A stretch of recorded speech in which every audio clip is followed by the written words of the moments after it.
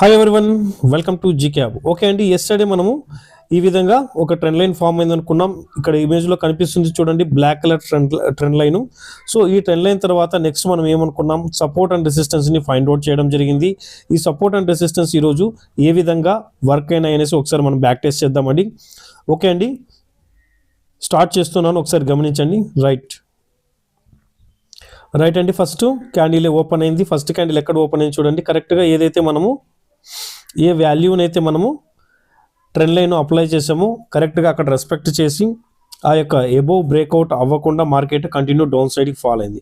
Down side fall అయిన తర్వాత ఇక్కడ ఒక సబ్జెక్టు ఫామ్ అవుతుంది చూడండి. ఇది కరెంట్ డే లో అవుతుంది. ఒక నిమిషం అండి. ఓకే రైట్, ఇది కరెంట్ డే లో అవుతుంది ఈ సబ్జెక్ట్. సే కరెంట్ డే లో CD L. Okay, current day లో బ్రేక్ అయ్యి సస్టైన్ అయితేనే బేరిష్ ఉంటుందండి, లేకపోతే again market up side move అయ్యే ఛాన్స్ ఉంటుంది.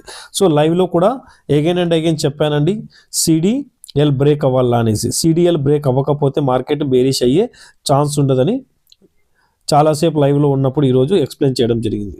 చూద్దామండి, అగైన్ సపోర్ట్ 2 దగ్గరికి మార్కెట్ రావడము అండ్ కరెక్ట్గా సిడిఎల్ దగ్గరికి మార్కెట్ రావడం, ఎగ్జాక్ట్ అక్కడి నుంచే మార్కెట్ సపోర్ట్ తీసుకొని అగైన్ అప్ సైడ్కి మూవ్ అవ్వడం జరిగింది. సో చూడండి, ఈ విధంగా ముందుగానే సపోర్ట్ అండ్ రెసిస్టెన్స్ని ఫైండ్ అవుట్ చేయడం ద్వారా మనకు ఏ విధంగా బెనిఫిట్ ఉంటుందనేసి కరెక్ట్ చూడండి. మళ్ళీ రెసిస్టెన్స్ ఏదైతే మనం హారిజంటల్గా రెసిస్టెన్స్ 1 అనుకున్నామో ఆ వాల్యూ వరకు వెళ్ళి మార్కెట్ ఇంతటితో క్లోజ్ అవ్వడం జరిగింది. సో సపోర్ట్ అండ్ రెసిస్టెన్స్ ముందుగా ఫైండ్ అవుట్ చేయడం ద్వారా మనకు ఈ యొక్క బెనిఫిట్స్ అనేది ఉంటాయి. నెక్స్ట్ ఇప్పుడు ఇంకొకటి మీకు చూపిస్తానండి, ట్రెండ్ లైన్ అనేది ఏంటనేసి.